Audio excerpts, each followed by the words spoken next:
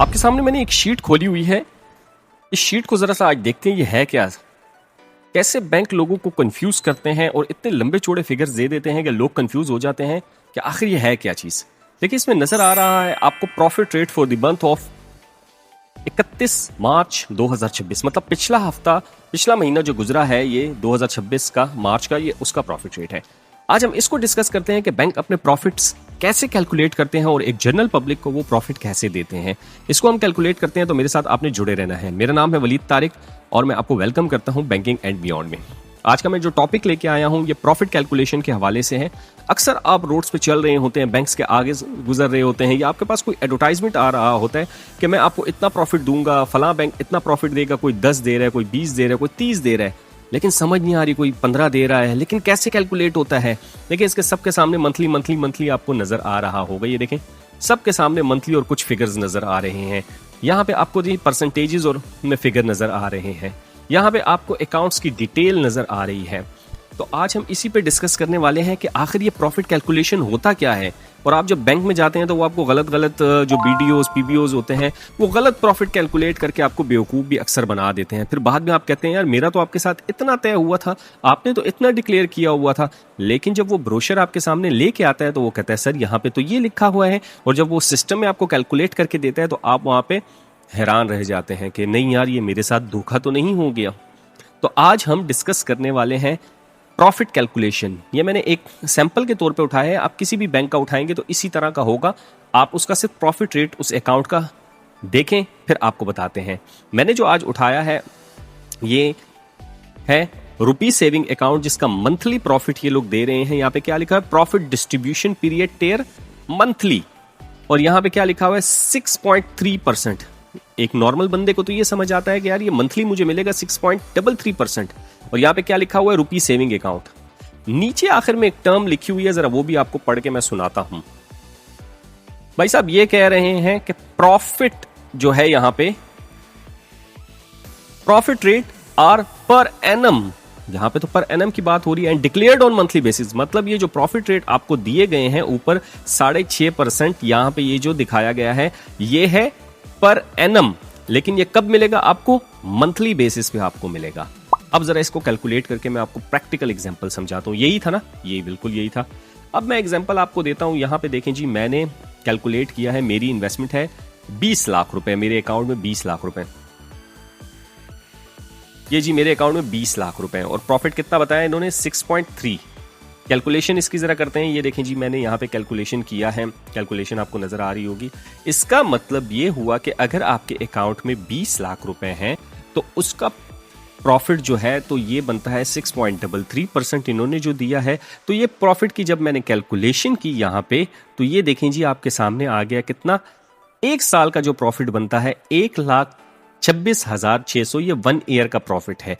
इसकी कैलकुलेशन मैंने कैसे की, इसकी मैंने इसके साथ मल्टीप्लाई करके डिवाइड बाय 100 कर दिया, तो ये मेरे पास ईयर का प्रॉफिट आ गया, सालाना प्रॉफिट ये आ गया। लेकिन चूंकि ये तो कह रहे हैं कि मैं मंथली आपको दूंगा, तो इस अमाउंट को मैंने डिवाइड बाय 12 कर दिया। जब मैंने इसको डिवाइड बाय 12 कर दिया तो ये बन गए 10,550। कहने का मतलब ये हुआ कि बैंक कह रहा है कि जो मैं आपको 6.33 अमाउंट दूंगा, परसेंट दूंगा, जो कि मंथली डिक्लेयर किया करूंगा रुपी सेविंग अकाउंट पे। अच्छा, प्रॉफिट सिर्फ सेविंग अकाउंट पे, टीडीआरस पे लगता है, करंट पे नहीं होता, ठीक है। तो ये आपको 1 मंथ का जो प्रॉफिट मिलेगा इस अकाउंट पे 10,550। लेकिन रुकें, ये सिर्फ 10,550 आपके अकाउंट में क्रेडिट नहीं होंगे। सब्जेक्ट तो ये है कि आपके ये अकाउंट में पूरे महीने के ये पैसे होने चाहिए। एक तो ये बात जरूरी है। दूसरा, आप या तो फाइलर होंगे या तो नॉन फाइलर होंगे। अगर तो भाई साहब आप फाइलर हैं तो आपके ऊपर जो है तो 15% टैक्स लागू होता है प्रॉफिट का, और अगर आप नॉन फाइलर हैं तो 30% आप पे लागू होता है। फाइलर पे 15% और नॉन फाइलर पे 30%। तो हम जरा इसको कैलकुलेट करते हैं कि आपको 10,550 में से भी डिडक्शन होगी, और वो कितनी डिडक्शन होगी, 1,582 रुपए डिडक्ट करेंगे 15% इस अमाउंट का, तो ये आपके अकाउंट में क्रेडिट होंगे 8,967.50। और अगर आप नॉन फाइलर हैं तो आपके अकाउंट में क्रेडिट होंगे 7,385 रुपए। गवर्नमेंट इस पे भी टैक्स डिडक्ट करेगी आपसे 3,165 रुपए। तो आई होप सो कि आपको ये प्रॉफिट कैलकुलेशन का जो मैकेनिज्म है बैंक का, ये बड़ा क्लियर हो गया होगा। अब जरा किसी दूसरी मिसाल को लेते हैं। ये तो 6.3% है, हम इसको जरा सा चेंज करके लेते हैं। चलें जी, हम कहते हैं मेरे बैंक में इतने ही अमाउंट है लेकिन उसका प्रॉफिट है 7%, तो ये देखिए अमाउंट चेंज हो गई क्योंकि मैंने फॉर्मूले लगाए हुए हैं।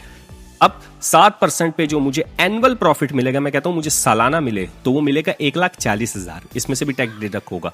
और मैं कहता हूं मुझे वन मंथ का जो मिलेगा 11,666 रुपए। मैं फाइलर हूं तो मुझे इतना नेट अमाउंट मिलेगा, और नॉन फाइलर हूं तो ये फिर मुझे ये अमाउंट मिलेगी, ये आपके सामने है। अगर मैं कहता हूं कुछ अमाउंट्स ऐसी होती हैं जिस तरह यहां पे मैं आपको बता दूं, यहां पे लिखा हुआ है देखें COI 3 मंथ्स, किसी पे 6 महीने, किसी पे 12 मंथ्स, तो ये वो TDRs होते हैं, कुछ 3 महीने के होते हैं, कुछ 6 महीने के होते हैं, कुछ साल के होते हैं। तो मैं कहता हूं भाई मेरा प्रॉफिट रेट 8% है TDR पे, और मुझे ये अमाउंट हर 3 महीने बाद मिला करे। तो जब मैं इसको 3 करूंगा, 3 महीने मैंने यहाँ पे कैलकुलेट किया, तो ये देखें जी मुझे 40,000 रुपए मिलेंगे 20 लाख रुपए पे। हर 3 महीने बाद बैंक मुझे कितनी अमाउंट देगा? 40,000 रुपए देगा। ये 40,000 रुपए। और मैं कहता हूं नहीं भाई बैंक मुझे जो है तो 40,000 रुपए नहीं दे, मुझे 6 महीने बाद दिया करे, क्योंकि हर 6 महीने बाद मैं लिया करूंगा, तो फिर मुझे 6 महीने बाद कितने देगा? 80,000 रुपए देगा। और अगर मैं फाइलर हूं तो 80,000 में से मेरे से 12,000 रुपए डिडक्ट करके मुझे 68,000 क्रेडिट होंगे, और अगर मैं नॉन फाइलर हूं तो 24,000 डिडक्ट करके मुझे 56,000 रुपए देगा। असल अमाउंट क्रेडिट जो होनी है वो आपके अकाउंट में ये वाली होनी है, ये जहन में रखें। ये ना हो कि आप इसको लेके बैठ जाए मेरे अकाउंट में तो ये क्रेडिट होनी है। भाई साहब, तो यहाँ पे गवर्नमेंट भी बैठी हुई है आपसे कटौती करने के लिए हर चीज में। तो ये आपसे जो टैक्स डिडक्ट होता है फाइलर और नॉन फाइलर का, वो ये टैक्स चला जाता है आपके अकाउंट में। बैंक इतने पैसे क्रेडिट करता है विद सब्जेक्ट के आपके अकाउंट में इतने पैसे पड़े होने चाहिए। अब अगर हम इसकी कैलकुलेशन फॉर एग्जांपल 1 करोड़ रुपए पे करते हैं, जरा वो देखें कि क्या बनती है। ये देखें जी मैंने 1 करोड़ रुपए डाल दी, 1 करोड़ रुपए डाल दिए और मुझे 8% अमाउंट मिलती है, तो मुझे एनुअली प्रॉफिट मिलेगा कितना? 8 लाख रुपए। और अगर मुझे 3 महीने का मैं प्रॉफिट कैलकुलेट करूं तो मुझे 2 लाख रुपए मिलेगा। महीने का अगर मैं कैलकुलेट करूं तो मुझे 66,666 रुपए ग्रॉस प्रॉफिट आएगा, और इसमें से टैक्स डिडक्ट करूंगा तो मुझे कितने मिलेंगे? फाइलर को 56,666 और नॉन फाइलर को मिलेंगे 46,666।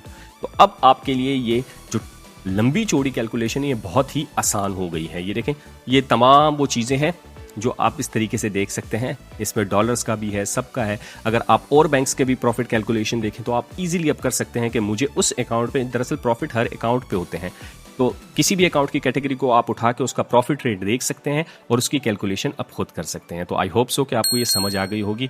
चैनल को लाइक करें, सब्सक्राइब करें और ये वीडियो ज़्यादा से ज़्यादा शेयर करें ताकि लोगों को अवेयरनेस हो, नॉलेज हो, ताकि कोई बैंक वाला जो है तो आपके साथ लूट मार ना कर ले और आपको धोखा ना दे दे अकाउंट के चक्कर में। तो मिलते हैं किसी नेक्स्ट वीडियो में, तब तक अपना ख्याल रखें। अल्लाह हाफिज़।